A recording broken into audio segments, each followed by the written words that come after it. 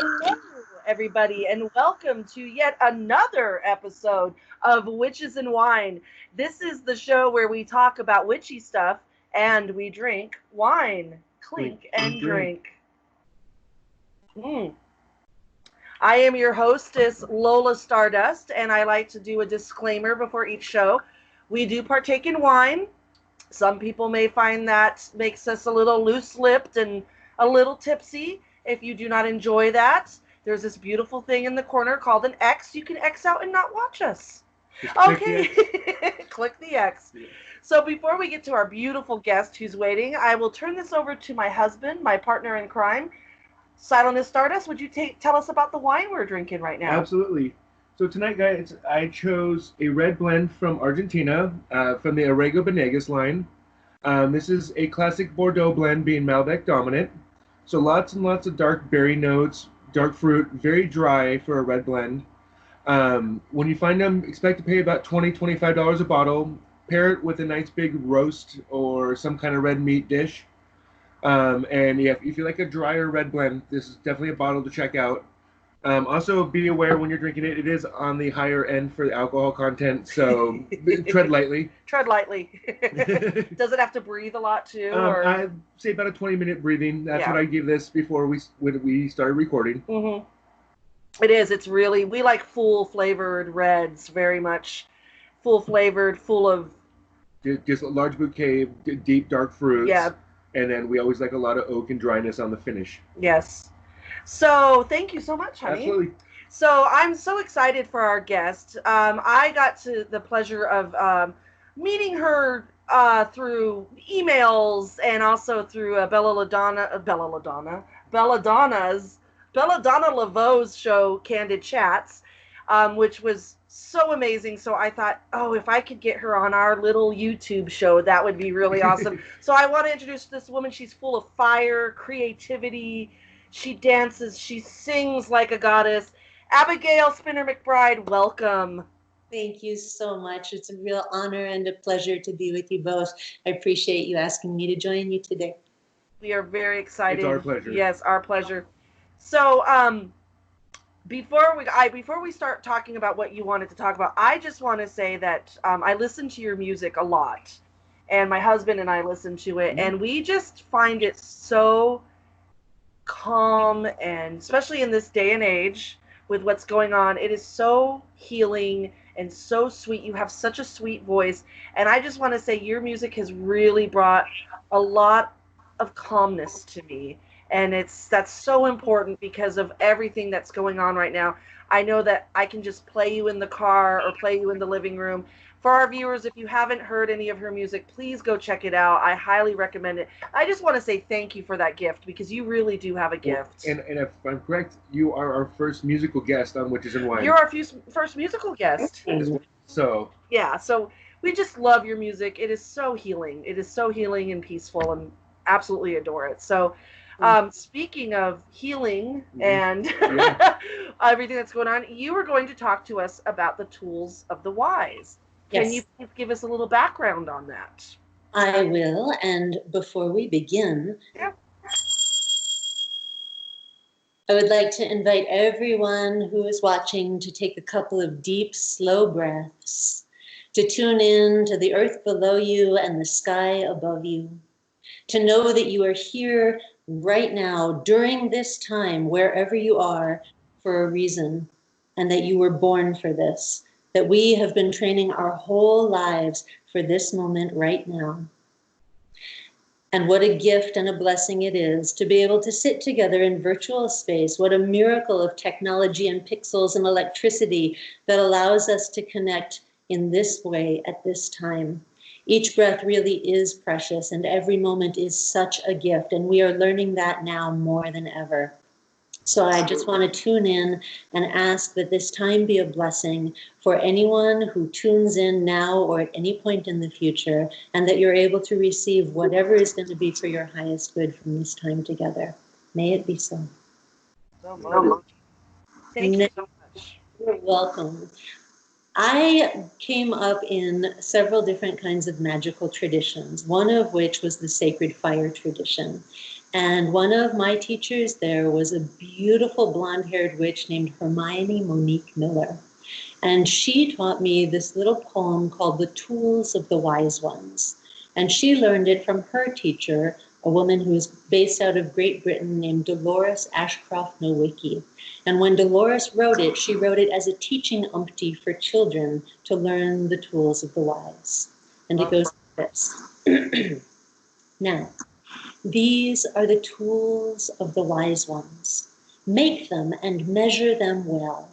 But remember, these tools are but symbols for powers that deeply indwell. The rod is a symbol of kingship, to guide and to guard and to rule. But the ruler must also be humble, for the wisest of kings is the fool. The sword is the bringer of power. Its edges are sharp and are two.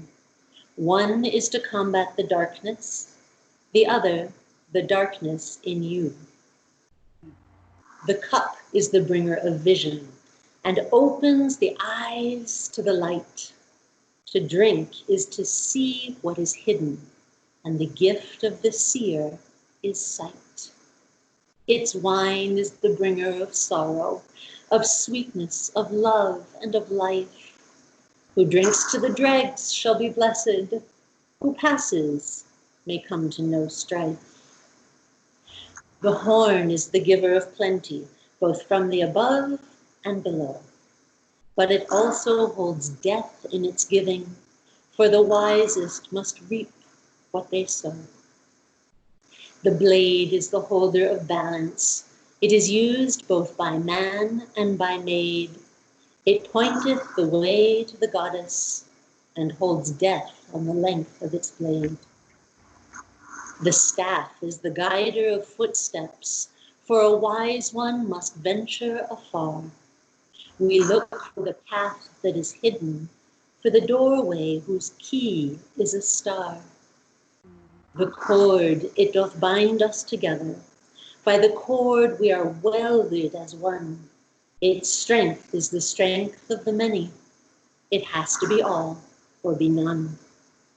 So these are the tools of the wise ones, ancient in time and in lore, offered with love and with blessings on this day and evermore. Wow. We have to toast. We have to clink and drink to that. That was beautiful. Thank you. We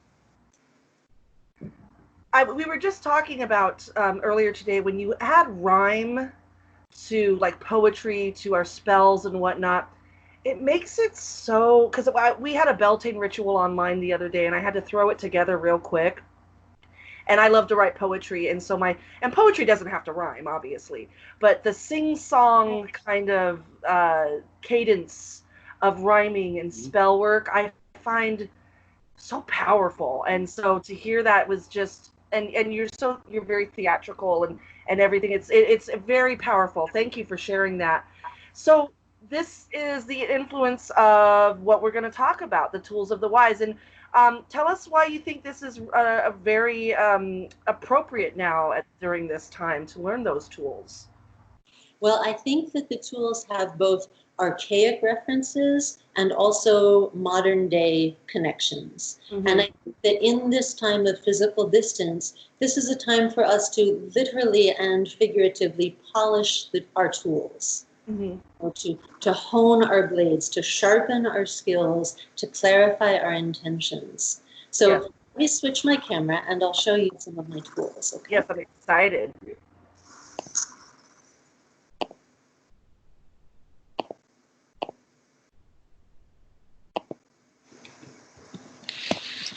Okay. Is that picture okay? You can see? Yes. Yeah? Perfect. We got everything in view. Yeah. Good. Okay, so let's start with the rod. Oh, wow. Oh, that's gorgeous. Thank you. This is a piece that was made by Don Waterhawk. And the rod in modern times is associated with fire and with the magic wand. Yes. So the rod is about, in the poem it says the rod is the symbol of kingship, to guide and to guard and to rule. But the ruler must also be humble, for the wisest of kings is the fool. So when we think about magic wands and the element of fire, what we're really doing is we're thinking about directing the will, directing intention, directing attention.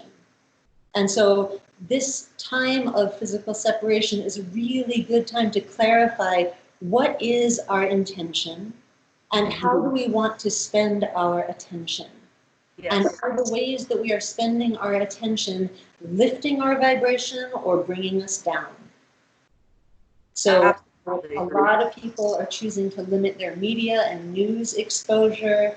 People are choosing to take in through their ears and through their eyes spiritual food as opposed to junk food, you know. Being mindful about the choices that we make with our intentions and our attention. And that's all about the rod. Yes. That's beautiful. And I love that you do. I like that you're relating this to now, like we said, because I think it is important. We have a choice on our intent and what our attention is. We have that choice and we have that power. So to choose to fill our souls with spirituality, fill our bodies with good food, it's to me that's always the right choice. You can't force people to do that, but I think you can lead by example. Absolutely. Yeah. Absolutely. And please, Lola, as we and you too, Selena, if you have comments or questions or thoughts or ideas as I'm going through, feel free just to break in. Okay? Oh yeah, absolutely. That the wine helps us do that more. So. The next magical tool is the sword. The sword is the bringer of power. Its edges are sharp and are two. One is to combat the darkness, the other, the darkness in you. The sword relates to the element of air, and it's a symbol of the intellect, of the mind. And it's about cutting away illusion, severing that which no longer serves the highest good. It's also connected to the power of the word. Right? You've heard the saying, the pen is mightier than the sword, right? The sword as it relates to the mind and the power of the word. You know, we were talking earlier about putting things in rhyme as a way of making them more accessible. And I think when we're talking about the power of the word, this is where magic spell comes from. This is where enchantment comes from. And you know, the oldest magical word of all, abracadabra, comes from the ancient Aramaic, avara kedivra, I create as I speak. Like the words that we speak are what create our reality. Oh, yes. One of the things that we teach our students here at the Magic and Mystery School is all about the power of the word, how when what the mouth is saying is in alignment with what the mind is thinking, what the heart is knowing, what the gut is feeling, with what is good for our creativity and what is good for our survival, then magic can flow clearly and cleanly through all the energy centers of the body. Yes. But when the mouth is saying one thing and the head is thinking something else and the heart is feeling something, no. Yes, boss, I'll be sure to get that project done for you by Friday. There's no way I can get that project done for you Friday. Oh my God, what am I going to do? Then we can't get a clear flow of energy. Exactly. And we can't magic. And words are so powerful, and people need to realize that what we say can just affect someone. I've always said that even when when we aren't in this quarantine anymore, but when you walk down the street, I always like to see someone and compliment them on something how they look, or because you never know what kind of mood they're in. So if I see a beautiful woman with a beautiful skirt, I'll say, "Oh my gosh, your skirt is beautiful." And I may think that means really nothing maybe at that moment, but you have no idea what those words have done for that person. And they might be in a really low place and they're like, "Oh," and it just brings them and lifts them. So we have to be very, very careful of what we say and how we say it too. Mm-hmm. That's right. Because, you know, words are like arrows. Once we shoot them out, we can't really take them back ever. No, we can't.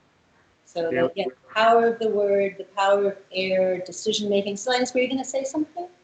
Oh, no, he just said the power of I can't remember what you said. Yeah, no, we're good. We're good. Yeah. Last bit that I wanted to share about the sword and the magic of the swords. In the tarot, when you see the knights, they're holding the swords and the swords are pointing up, right? But when you see the kings, the swords are down. They're pointing into the earth and they're blooming with flowers. Yes. Like once there has been like real power manifested, then we can like allow our strength to become nurturing. So I think all of that connects in with the sword, the bringer. I've never noticed that, but I've noticed it, but I never really thought about it like that. Reflecting upon it, it makes absolute sense. Yes. Interesting. Yeah, good. The cup. We love the cup. This is another piece that was made by Don Waterhawk. That's beautiful. Oh my goodness. And the crystals. The cup is the bringer of vision and opens the eyes to the light. To drink is to see what is hidden, and the gift of the seer is sight. Its wine is the bringer of vision, of sweetness, of love, and of life. Who drinks to the dregs shall be blessed, who passes may come to no strife.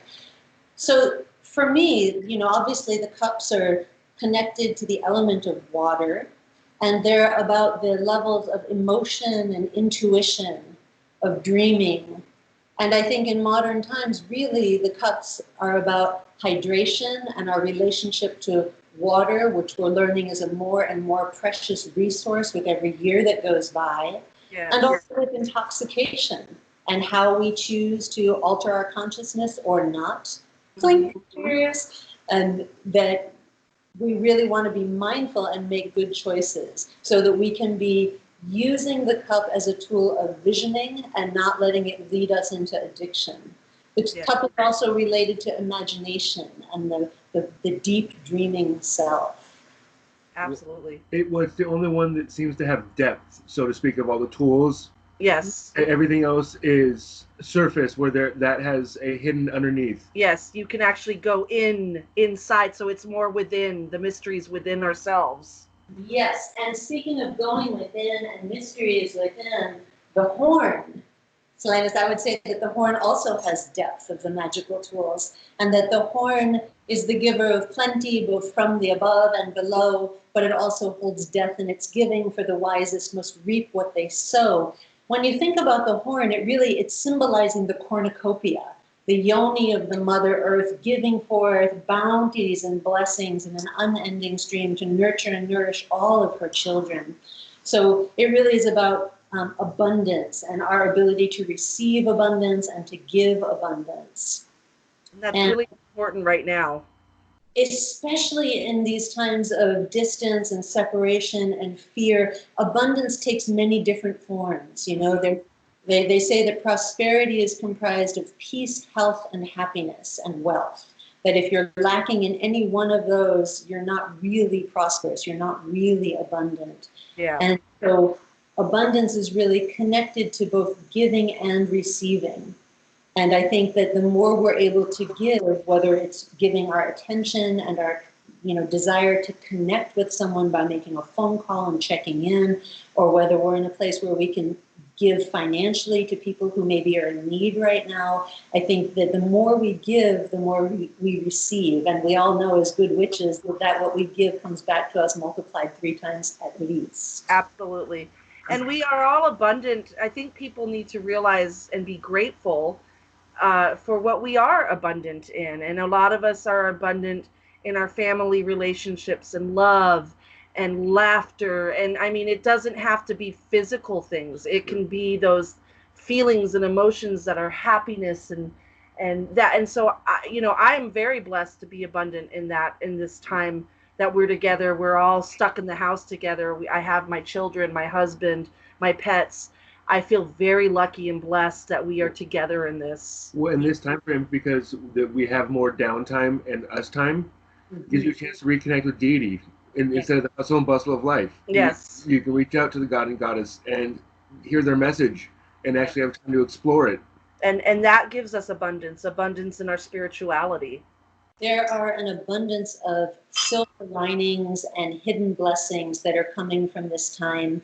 And I think the more we look for them, the more we're able to see them. And the Yes. lenses that we view the world through really impact what our worlds are. So when we're looking out through lenses of, wow, there's hidden blessings, there's silver linings here, there's actually a lot that's really good that's happening now, the better our realities become.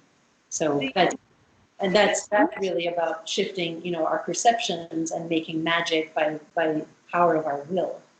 Do you do we do our coven online every day we do a devotional, and we talk about what we're grateful for. We welcome the goddess, and then we talk about our gratitudes, which I think is so important. I can see you're a very grateful person. Yes. Do you do something like that? How do you express your gratitudes? Yes, I have a gratitude practice that I do every day where I take notes about what I'm grateful for and why I'm grateful for it. Yes. It's not just enough to say, oh, I'm grateful for my house. Okay, that's a surface level gratitude, but I'm grateful for my house because it provides me with safety and shelter and security and privacy. Yep. Wow, suddenly I've gone to a much deeper level with my gratitude. And Yes. I think as we get specific in our gratitude, gratitude gets specific with us and gives us more reasons to be grateful. The last thing I wanted to say about the horn is that it's connected to our relationship both with food and with compost, like with what we allow ourselves to receive and what we allow ourselves to release. So I think it talks to about mindful connections with food, being aware of how the food that we're eating got to be where it is with us on our table. And here we are back to gratitude for each step of the process that it took to get to us. Absolutely. The horn. I know.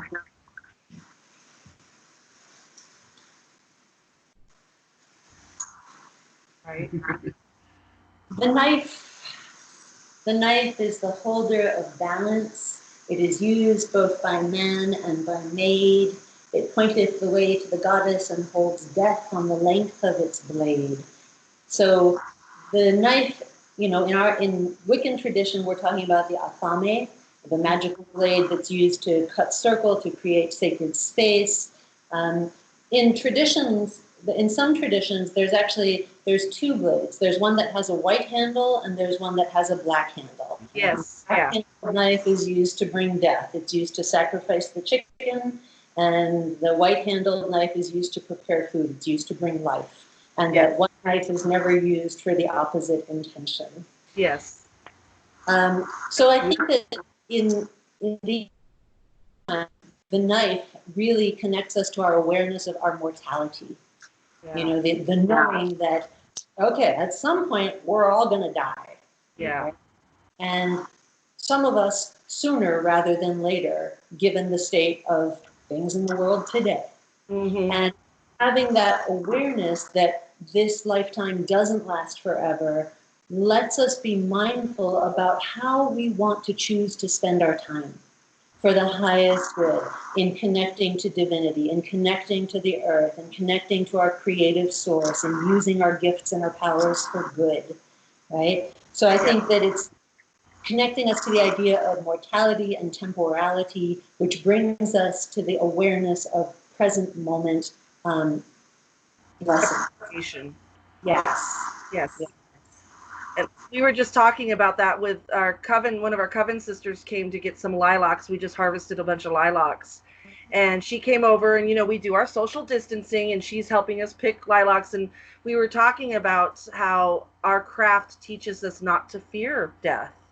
And we were just talking about that today. And I feel that is such a, I don't know, I feel that other religions, I mean, I've studied other religions and they go into death, but it's so nice to have a group of people where you can talk about it and it's not morbid and it's not scary. It's just a part of life.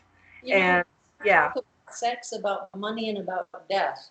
Hallelujah. You know, it's like the topics that are taboo everywhere else. It's like we can talk about in our circles. Yes. You know, we can be real. And as we are able to talk about, okay, death and dying and mortality and life after life or not, you know, and to talk about what people think and how people feel, that makes it less scary because we're able to communicate and to arrive at a level of understanding. Yes. Moving from the knife to the staff. I was looking at that. Yes. The staff is the guider of footsteps, for a wise one must venture afar. We look for the path that is hidden, for the doorway whose key is a star. This amazing, beautiful staff was made by our friend Jim Prudica. He's a member of Desert Moon Circle here in Las Vegas. And he actually made this staff for Jeff on his saging ceremony. And as you may already know, Jeff and I are very into alchemy. And so he put 7 noble metals here on the staff to represent the balanced state. And so, gorgeous. Thank you. Traditionally speaking, the staff represents the axis mundi, you know, the center of the world, the axis of the world, and it connects the above and the below. It also is to represent the spine in the human body. And it's interesting, you know, the upright spine, human beings have upright spines. And in the animal and vegetable kingdom, the only other beings with upright spines are trees. Right? Oh, interesting, yeah. When you think about it, right? Any other animal is hunched over or on 4 legs, they're on a horizontal spine or a curled spine. And really, it's humankind and trees that have the as above, so below axis happening within their bodies. Yeah. So in modern times, in these times that we're in, I think the staff talks to us about movement, about walking, about not just like turning to a little lump of lead sitting on the couch watching Netflix for days and days on end, but being able to go outside and to walk and to move the body.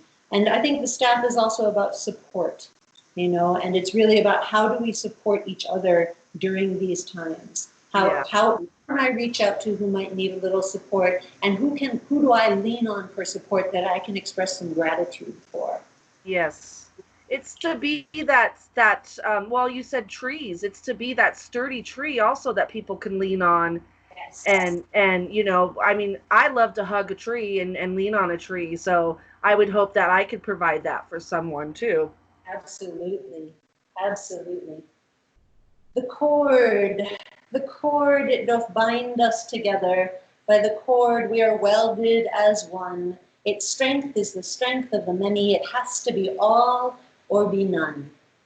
Now, in some magical traditions, the cord was used to take your measure from the top of your head to the bottom of your feet.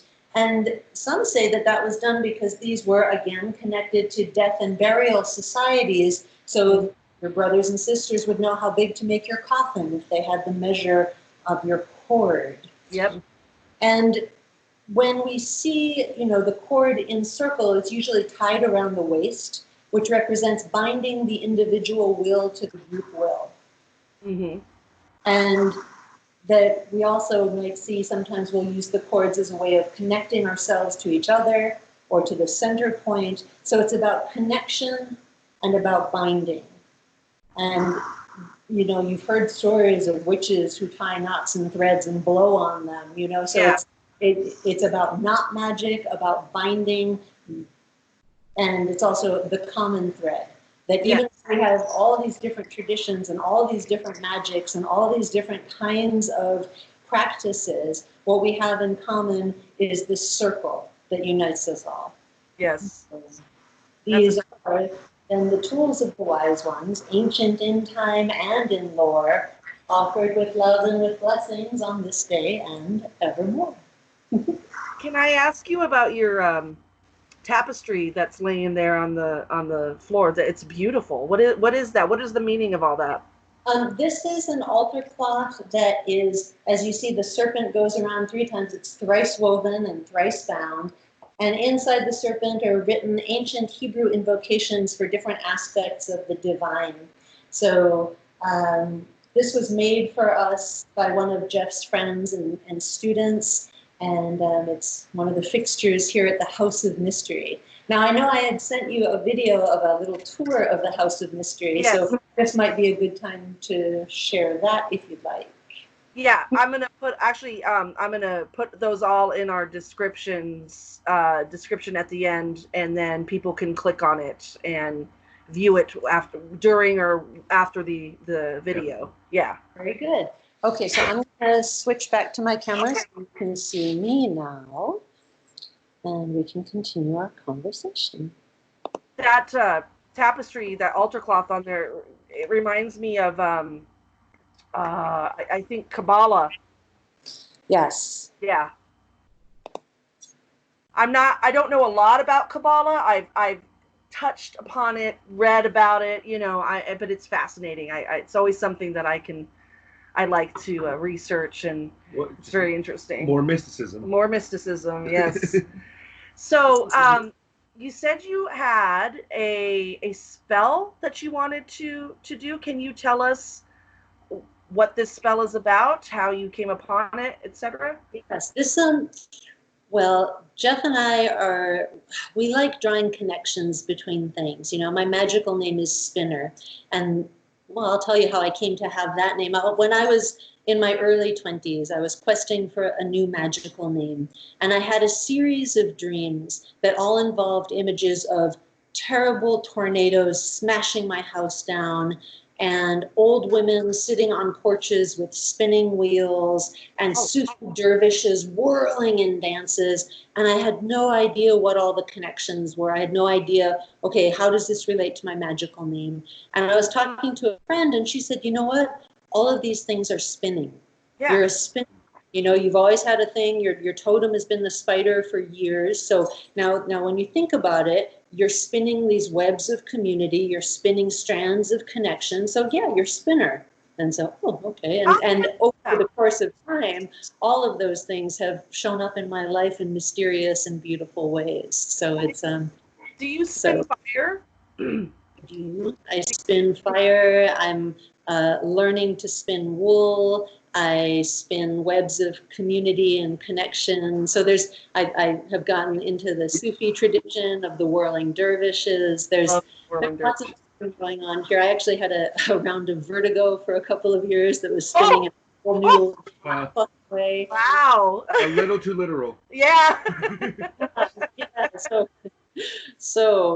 But this particular spell came about because I wanted to weave a piece of magic that would be accessible and interesting for people regardless of what their magical background was. Now, as you may know, there are connections between letters and numbers in the alphabet. I don't know if that's going to go through straight or backwards for you, but each letter corresponds with a number. And when you take the word corona and you have all the numbers there, if you were to add up the number of letters, C-O-R-O-N-A, that gives you 6. And if you were to add up all of the numbers that correspond with those letters, that leads you to 66. So that is a very interesting number indeed, 666. Wow. Say is the number of a beast. Yeah. Given that we have a number of 666, the way you get rid of it is by having one more than that. So I figured, all right, we need a magical spell that's going to add up to 667. Yeah. So I contacted my good friend, Professor Oddfellow, who is a genius when it comes to words and numbers and weaving strands of connection. And so he created a magic spell that says, and he says that when you do it, ideally, you would have a bubble wand, and that you would say, between, this day on to Halloween, Siribi, Siriba, pick, pack, puck. And that when you add all those letters together, between this day on to Halloween, Siribi, Siriba, pick, pack, puck, you get 667. Oh, that's so wonderful.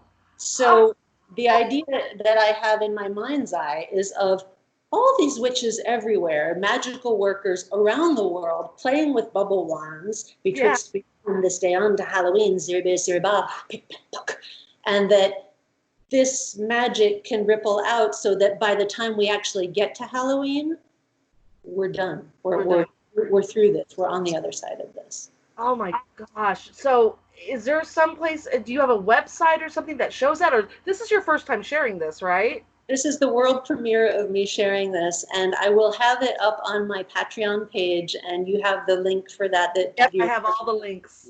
Oh my gosh. Well, Well, thank you. We feel I very gotta, honored. I We gotta gotta pour clink and some drink to that. wine and clink and drink that you world premiered something on our show, which is so clink and drink. Oh my goodness. Thank you. That's amazing. Mm.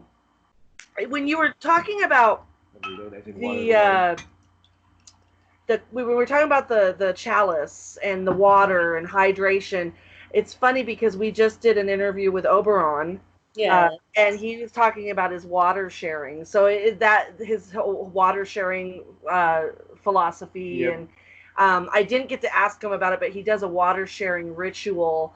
I know you work with fire a lot, but do you do other elements that you work with? What other elements do you really connect with besides fire? I work with all of the elements in a pretty balanced way. Okay. The element of air comes in through the breath, and I have a breathwork practice that I do every day. And if you'd like, I can share it with you. Absolutely, yes. Okay, very good. So this is based on the work of the HeartMath Institute. And the idea is that there is an energy that is created in our hearts, an electromagnetic, measurable scientific energy that is actually setting up a magnetic field that extends to about 2 to 3 feet all around the body in a perfect sphere. So it's not just an aura that I can sense, it's a real thing.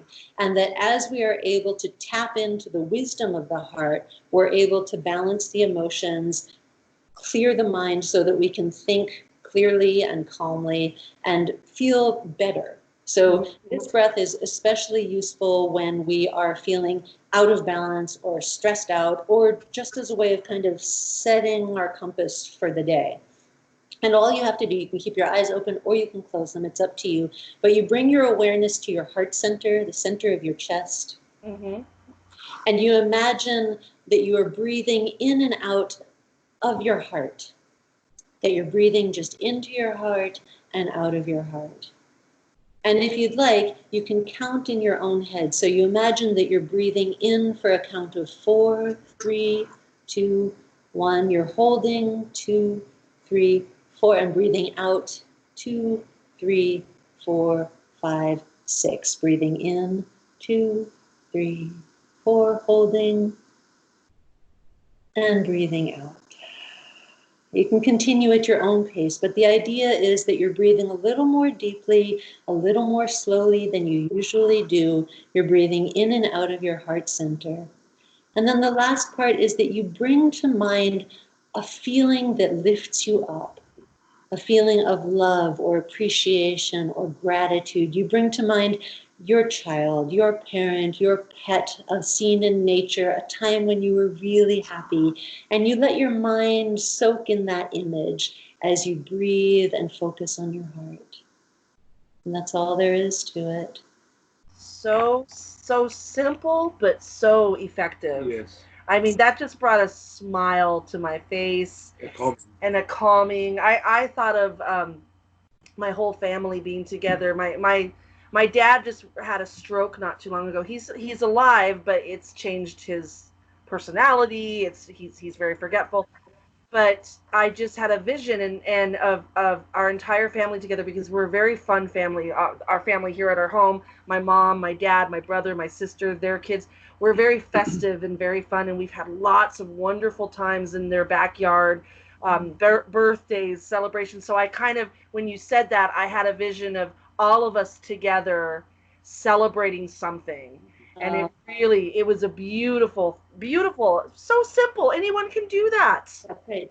And what I really like about it is that it's accessible, right? Yes. That it's not like, well, my coven wouldn't go for that. It's like anybody's coven anywhere can agree we have hearts and we can think of things that make us happy. Absolutely. So it's very accessible, and I find it useful. I do that in the morning before I start my day.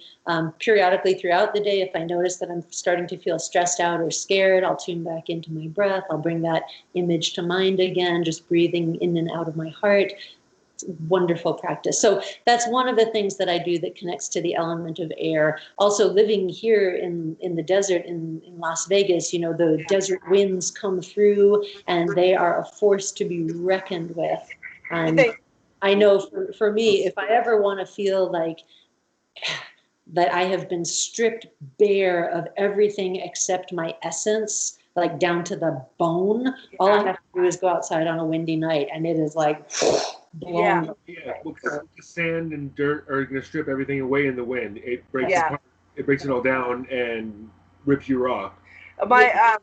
We're from my family. My mother's side is all. I had mentioned this on our talk with Bella on the radio show, that my mom's family is from the Southwest, from New Mexico, and we were talking about the magic of the desert. Yes. I had brought up with you, and the desert is one of my favorite places to go. The Southwest, I love New Mexico or Arizona. I love that whole area.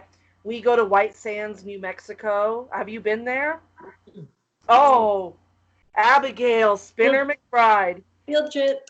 You need to go visit White Sands, New Mexico. The sand is as white as snow. The sky is as blue as the ocean. It is the most beautiful place. But I mean, there's so many places like that all around there. But yes, it is so magical. Well, the colors of the desert are so unique and so varying. Yes. Yes. Now, in terms of the element of fire, in our last interview, we spoke a lot about our sacred fire circle traditions. And one of the videos that you have goes into a little more depth about our fire circles and what happens there. And so I don't want to spend too much time on fire here because we'll get to see that. Yeah. For the element of water, but my whole relationship with water really changed when I moved to the desert. And so I work with water in a couple of different ways. One is that I have some beautiful plants in the back garden. So every day I'm going out and I'm tending them and I'm offering them water. Mm-hmm. And also, I make it a point to stay hydrated. I think the vast majority of people walk around in a state of slight to moderate dehydration all the time and don't even know it. So I've heard it said, and what seems to work for me is to take your body weight, divide that number in 2, and then drink that many ounces of water a day. Oh. So if a person weighs 150 pounds, they're going to be aiming for 75 ounces of water a day. Yeah. And from there. So I think that as an experiment could be useful for people. Yeah. To notice, try drinking half your body weight in ounces of water a day for a moon cycle. We're coming up on the full moon, so it's a great time to start something new, right? The flower moon's coming up. It's going to be so beautiful. So perhaps try that and just notice what's different in terms of your emotional state, in terms of how you sleep, in terms of how hungry you are. And I tell you, the trick to staying hydrated is not to think that, oh God, I have to pound like 10 glasses of water. I better get started. Oh God. But it's to keep a glass of water nearby and every 15 minutes or so to take a sip. Yep. And that way you're not running to the bathroom all day, every day, but you're keeping your tissue hydrated. The same way that, if it's been very, very dry and the ground is very, very dry and there comes a monsoon, you get a flash flood because the ground is so dry it can't absorb it. Yeah. But just like a gentle mist that happens every morning, you don't get flash flooding. So it's that same thing. So hydration is very important, and it does it makes everything better. I know I can tell when I'm dehydrated, and then I get proof of it because when you go to the bathroom and you can tell it's like, oh, I need to drink more water, and it makes sense because then I'm like feeling off, I'm feeling a little, so it's so important to keep hydrated. As I've gotten older, that's become more important. When I was in my 20s and you think you're like going to live forever when you're a teenager and you're in your 20s. Right, we're invincible. We're invincible, yeah. Baby. No, it's definitely true. And I think that, what we tell our students here at the Magic and Mystery School, because we get students coming to study with us from all over the world. They've never been to the desert before. They don't know. And, so we tell them, look, early signs of dehydration are headache and crankiness. Yeah, so if you're getting ouchy and you're getting grouchy, you're not drinking enough water. And the light bulb goes on. So So, and the element of earth, I just yes, wanted to finish up with that. I have, people think we live in the desert, that nothing grows here, but that's completely not true. I have a beautiful garden. I have a lemon tree and a pomegranate tree and a peach tree. And, you know, so there's a way to connect deeply into the earth, to get my hands in the dirt, to be pulling weeds, to be nurturing the life that's growing around me. And also, you know, again, just to be tuning in with like, what am I making for food? What's my intention as I prepare this food? Can I be singing as I'm cooking? Because somehow it always tastes better when I do, you know. And then, you know, how am I eating? Am I, you know, I tell people frequently, it's like, look, people sit at a table and they eat. Animals stand at their trough. So could you sit down at the table with me and eat your food? So being mindful about like, am I tasting this food, or am I just like eating it as quickly as I can while I'm reading a book because I'm trying to get on to the next thing? You know, so bringing mindful awareness, to what I'm eating is part of how I connect to the earth too. I completely understand. I'm a priest of Hestia. Yes. So I understand the nurture, the feeding, the comfort, the honoring aspect that gives us, and that we lose so much of that in the hustle and bustle of modern life. He makes our meals with love, and you can tell he's the cook in the family. I am not. And so when he makes the meals, and the kids can tell, and I can tell, it's just, you just taste that. You taste that love. And you know, I have learned to cook some things, and when I do cook something, and I'm very excited about it, because I feel like, oh, I'm providing for my children. And even if it's just a grilled cheese sandwich, I put love into that, and they eat it and they're like, this is really good. And I'm thinking, I know what the secret ingredient is. It's what my mother used to tell me. Do you know what the secret ingredient is to this? And I'd be like, what? And she's like, love. That's right. I think the more that we can bring loving presence and awareness to everything that we're doing in our lives, the better life gets. For Absolutely. Sure. I wanted to ask you about your school. How long have you had this school that you are running? What is it called? The Mystery? McBride's Magic and Mystery School. And if people are interested in learning more about the conjuring arts, performance magic, they can go to magicalwisdom.com, and that's our school, or virtual.magicalwisdom.com. That's our online school. But we've been running for about 30 years now, and we teach magicians from all over the world, both online and in person. Jeff was recently on Penn and Teller's show Fool Us, where he was one of the very few magicians to actually fool them. And he's won a number of awards over the years, and it's really wonderful to be able to have such an influence on an art. You know, to be amazing. Oh yeah. There was another magic competition in Europe. Oh, our students won first, second, and third place again.